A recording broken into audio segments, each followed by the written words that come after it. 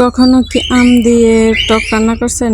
না খেলে ভিডিওটা আপনাদের জন্য। তো আরেকটা ডেলি ব্লগ নিয়ে চলে আসলাম আপনাদের মাঝে। তো এদিকে হচ্ছে আমি আলু দিয়ে টমেটো দিয়ে মাছ রান্না করবো। আলুগুলো ভালোভাবে কষা নিতেছি। কষানোর পরে হচ্ছে মানে যত কষানি হবে অত তরকারি মজা হয় আর কি।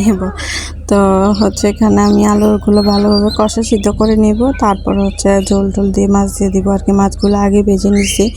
তো আর তার পাখি হচ্ছে আমি একটু এত গরম পড়তেছে, সবাইকে হচ্ছে আইসক্রিম এনে খাওয়াইছি। তো আমিও খাইতেছি রান্না করতে করতে আইসক্রিম, কুলফি আইসক্রিম আর কি। তো এদিকে হচ্ছে ঝোল টোল দিয়ে আমি মাছ দিয়ে দিছি ভালোভাবে সিদ্ধ হলে হচ্ছে এগুলো নামাই দিব। আর অন্যদিকে এই যে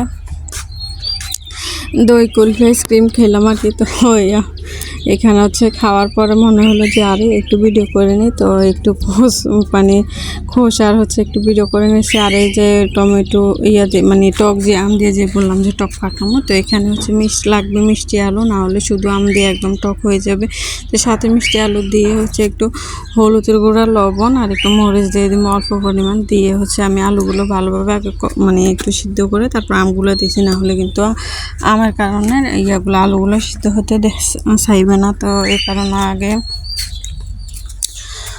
হচ্ছে সিদ্ধ করে হচ্ছে এই যে গুটে আর একটু দিয়ে দিছে, কয়েকটা কাঁচামরিচ দিয়ে হচ্ছে গুটে ডেকে দিছে উঠে নিয়ে আসলে। তারপর আমি শুধু রসুন দিয়ে বাগার দিয়ে দিব। এই যে দেখতে পাচ্ছেন বাগার দিয়ে দিয়েছে। আর টকগুলো এত মজা হচ্ছে, এই টক দিয়ে হচ্ছে অনেকগুলো ভাত খাওয়া যায়।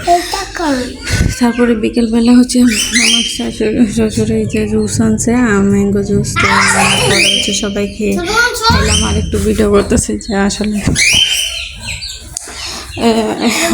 যে এত মোচা ঠান্ডা ভালো লাগছে।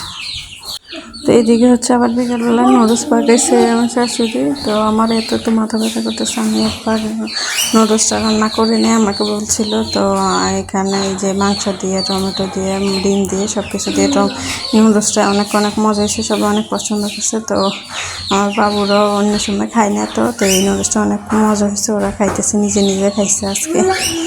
এই যে ওরা নিজে খাইতেছে।